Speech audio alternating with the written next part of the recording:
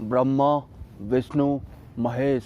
जय मां पराशक्ति। सिद्धियों से लेकर मुक्तियों तक, कली से लेकर कल की अवतार तक, सूक्ष्म जगत के विषय में आज तक के आपके जितने भी भ्रम रहे हैं, उन सभी गूढ़ रहस्यों को उजागर करने हेतु मैं एक सीरीज चला रहा हूं। अगर आप मेरे चैनल के अदर कंटेंट चेक करेंगे तो सूक्ष्म संसार के विषय में आज तक के आपके जितने भी भ्रम रहे हैं वो काफी हद तक दूर हो जाएंगे। तो अब वीडियो में आगे चलते हैं। कल की अवतार के विषय में आज तक हमने ये सुना है कि भगवान कल की जन्म लेंगे और कली समेत कलीग्रस्त इंसानों का वध करके, और जब पूर्ण रूप से बुराई का अंत हो जाएगा तो सतयुग की स्थापना हो जाएगी। लेकिन सवाल ये आता है कि कली समेत कलीग्रस्त इंसानों और उनकी बनाई हुई सभी व्यवस्थाओं का जब अंत हो जाएगा तो जो बाकी के बचे हुए इंसान होंगे, क्या वो इसी तरह से जीवन यापन करेंगे जिस तरह से आज तक हम इंसान करते आए हैं? मतलब जितने भी लोग बच जाएंगे, क्या वो डायरेक्ट सतयुग देखेंगे? क्या वो युग भी मानव प्रधान रहेगा? लेकिन जहाँ तक मुझे संकेत मिले हैं, जब भगवान कल्कि का अवतार हो जाएगा, कली समेत कलीग्रस्त इंसानों का भी वध हो जाएगा, तो उसके बाद जो बचे हुए इंसान होंगे वो जिस भी युग में प्रवेश करेंगे वो युग मानव प्रधान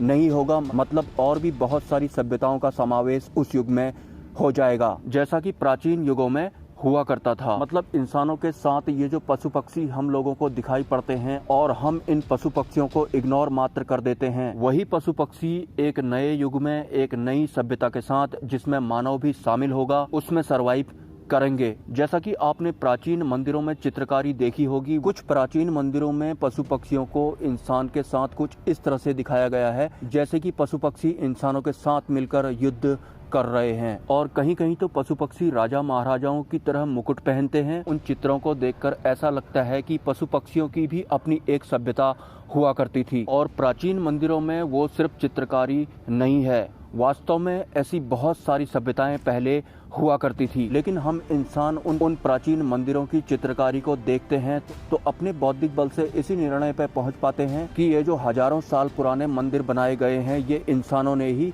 बनाए होंगे। अगर मैं प्राचीन नाग मंदिरों की बात करूं, जैसे कि नागेश्वर शिव मंदिर या फिर नागेश्वर ज्योतिर्लिंग मंदिर, नागेश्वर नाम से शुरू होने वाले प्राचीन मंदिरों को देखकर हम इंसानों को ऐसा लगता है कि हम इंसानों ने ही ये मंदिर बनाए होंगे, जबकि वास्तव में नागेश्वर वाले जितने भी मंदिर बनाए गए हैं वो नाग शक्तियों द्वारा खुद बनाए गए हैं। जिस तरह से हम इंसान भगवान शिव की पूजा करते हैं, उनकी मूर्ति बनाते हैं, ठीक उसी तरह से प्राचीन समय में जो ये नाग हुआ करते थे ये भी भगवान शिव का ध्यान करते थे, उनकी पूजा करते थे, उनकी तपस्या करते थे और उनके मंदिर भी बनाते थे। जैसे कि भगवान शिव की पुत्री नाग माता मनसा देवी, हम इंसानों को ऐसा लगता है कि वो हम इंसानों की देवी है या फिर हम इंसानों की एक तरह से भगवान है, जबकि वास्तव में नाग माता मनसा देवी जो है वो नागों की माता है और नागों की तपस्या द्वारा ही उन्हें अवतरित किया गया था। वो बात अलग है कि एक इंसान होने के नाते हम भी नाग माता मनसा देवी की पूजा पाठ वगैरह कर लेते हैं, लेकिन वास्तव में वो नागों की माता है।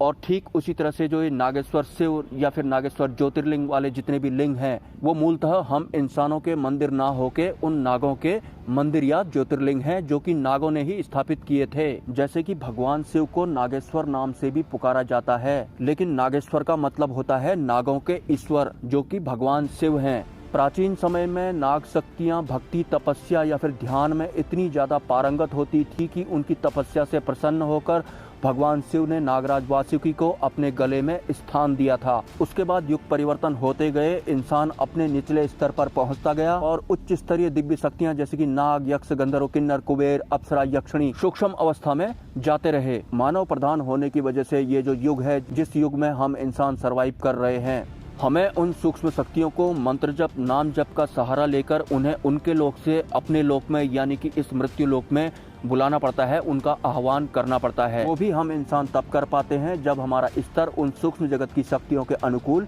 हो पाता है। तो आने वाले समय में जब भगवान कल्कि अवतरित हो जाएंगे, कली समेत कलीग्रस्त इंसानों समेत उनकी बनाई हुई समस्त चीजों का खात्मा कर दिया जाएगा, तो उसके बाद जो बचे हुए इंसान होंगे वो वास्तव में उच्च स्तर के इंसान ही होंगे। तो उच्च स्तरीय प्रधान होने की वजह से ये जो सूक्ष्म जगत की शक्तियां अभी हम इंसानों के लिए सूक्ष्म अवस्था में रहती हैं, वो बहुत ही कम प्रयास के बाद हमारे सामने स्थूल रूप में आने लगेंगी और हमारे साथ हम इंसानों की तरह ही जीवन यापन करने लगेंगी, जैसा कि पुरानी बहुत सारी सभ्यताओं में होता आया है। मिलते हैं नेक्स्ट वीडियो में। ब्रह्मा, विष्णु, महेश एंड जय मां पराशक्ति।